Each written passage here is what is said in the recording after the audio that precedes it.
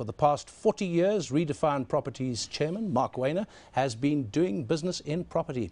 His new book, Making My Mark, chronicles his career, and he joins us in the studio now. Where is that book, Marc? It's a nice bright cover, like you, a nice bright personality. Looks fun. It's got this good-looking guy on the cover. Great-looking guy on the cover, nice red tie, red, right, flamboyant stuff. You started, this was an idea with Ian Fife, who was the property writer at the Financial Mail. Correct. He then died suddenly. What happened? We'd just done a few pages of the first chapter, and then, because this was a passion of Ian's, it was something he wanted me to do. He died, so I shelved the idea. About a year later, his lady partner came to see me for some advice on some shares she had written, and she said, please, Ian was really excited about the book, write it.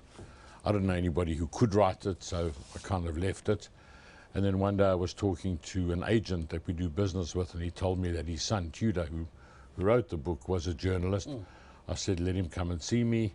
And for my sins, that was the start. And whenever we had a bit of time and edited, and that was the start of the book. I've glanced through it, haven't been able to read it before, but it's an easy book to read. There are lots of stories, anecdotes, lessons learned. But he starts the book, which I think is good, almost like at the end rather than the beginning. The biggest deal was the Canal Walk, and a big risk. In essence there, you bought the Canal Walk development in Cape Town for 300 million rand less than it cost to build. That sounds like big deal, but also big risks. Tell us about that deal.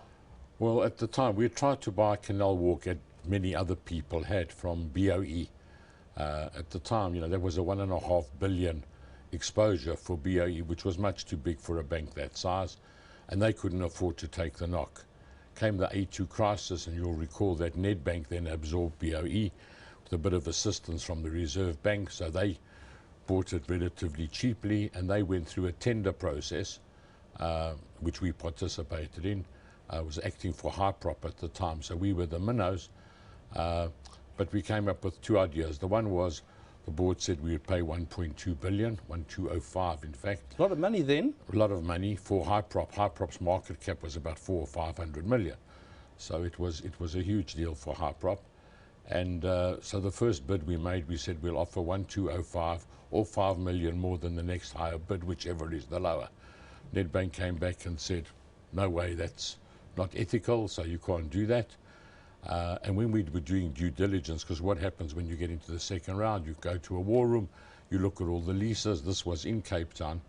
Went down, and all we saw were lawyers, no property people, because there were a whole lot of issues with rates and various aspects with the property. So the agreement was simple, but the disclaimers took up pages and pages. We looked at it. It was a new centre. It was 2 or 3 years old. You could do due diligence till you were blue in the face. We did the financial due diligence, and then we decided that this whole issue with the rates, which could have involved, it was in total about 12 or 13 million of income a year, but most of the smaller tenants were paying it. The dispute was with the majors. So we said, you know, that's 5 or 6 million, and let's go to the bank, because from my time at Investec, I knew banks don't like to have what we call tails. So we said to them, we'd offer you 1,140,000 and take it as is, and we'll worry about the rates. They liked that. They pushed the price up by another 10 million. And that's how we got the Canal Walk for 1,150,000. In a way, a culmination of a long career in property, and you used everything you'd learned. Let's go right back to the beginning. Working in your parents' shop on Louis Botha Avenue opposite King Edward's, which was called Teddy Bear Fisheries at the time. That's correct. What did you do there?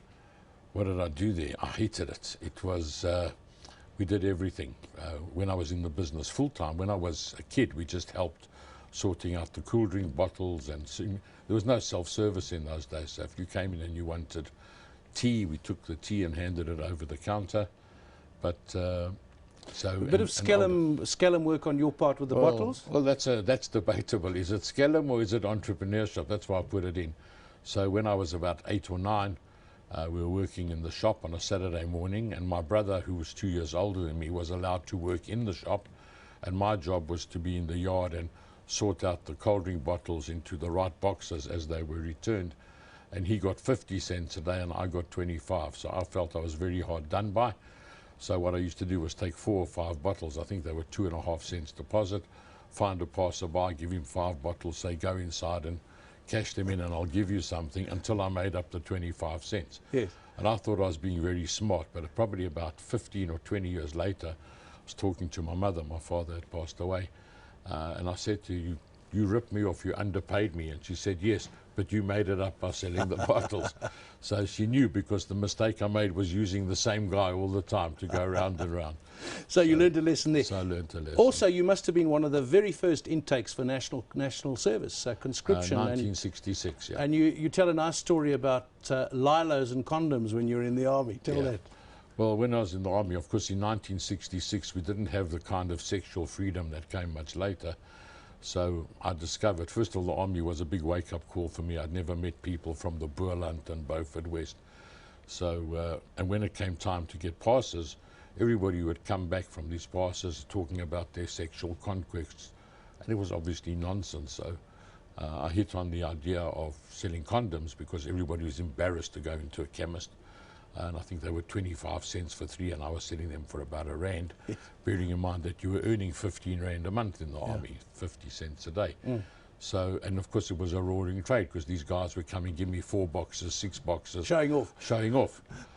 So that was really the start of my trading career, if you like.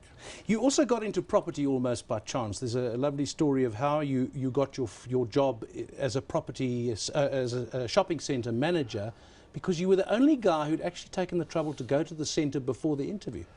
Yes, well, what happened was we sold the family business. I was now looking for a job where I wouldn't have to sit in an office and ask somebody, can I have my tea break from 11 to 12 instead of... And I saw this advert for a shopping centre manager. I didn't know what it was, but I didn't know what a shopping centre was. It was a new concept in South Africa. It said for Kempton City, so I wrote a letter, I got an interview. I thought, well, I better go and see what this thing is about. I didn't even know where Kempton Park was. Yeah. So I drove out to Beaufort West. Yes. So I drove out, walked around the centre, looked at a few things, and coming from a retail background, saw a few things that I didn't like. The steakhouse was right in the middle with dirty windows and stuff like that. And when I had the interview, they said, what would you do? And I said, the steakhouse. And they said, have you been to see the centre? I said, yes. And I was the only one who had, and that got me the job. So. Amazing story. You've met a couple of characters, and you talk about some of them in the book. One that comes to mind is a guy called Jaime Weinberg. Tell me the story of his attitude to rent, because he owned buildings where people had to pay rent. Jaime Weinberg was a very remarkable guy, uneducated guy, came from Eastern Europe as a chaperone to an aunt, ended up in Kempton Park with a little butcher shop, and ended up owning half of Kempton Park. And he was a really tough guy, but a lot of integrity. So I was in his office. We used to do his rent collection one day. It was the time of the Angolan War. A lady came in with 2 little kids, crying that the South African Defence Force hadn't sent her the money, and if she paid the rent, she wouldn't be able to feed the kids. And he said, I don't care, rent is rent, and you pay the rent or I'm going to evict you. And with sort of tears streaming down her face, she paid the rent, and he said, wait here, went into his office and came back and gave her money. And afterwards I said to him, Jaime, I don't understand that. I mean, why did you put her through that? And he said, she must understand, pay the rent. If I want to give her money for food for her kids, that's my business. But she must know, pay the rent. So it's a tough world, and you've taken some knocks. You talk about some of the knocks. And the point you make, and the book is great, because the little sections where it says lessons learned, it sets it out. This is the lesson I learned. You got tips, you got advice. What was the worst knock you had in your career, and how did you come back from it? The worst knock I had in my career was really the start of my success. It was in 1998 when interest rates were going up to 25%. I'd left Investec, started my own business, and put syndicates together. So I signed for the mortgages, the investors put in the equity. We were buying buildings at 11, 12% and gearing them 80%. So, and I'd signed for the bonds. And what we saw was 25% interest rates, the tenants' restaurants going bust, so your 12% became 8, your bond payments were 25, and I was going bust. So that was probably the worst experience of my life. And that's when we looked at the listed sector, and that became the start of Redefine. So from adversity came success. Are you thinking of stopping, or are you just going to plow on? No, well, you know, I can't stop. There's nothing for me to do.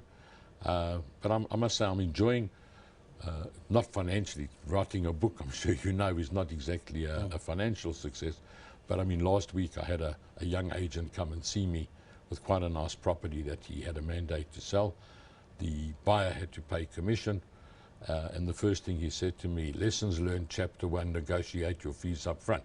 So first I was quite taken aback because my own lessons were being turned on me, but he was right, and hopefully we'll conclude that deal. Marc Wainer, it's been great chatting to you. Your book is called Making My Mark, Lessons from a Life in Property.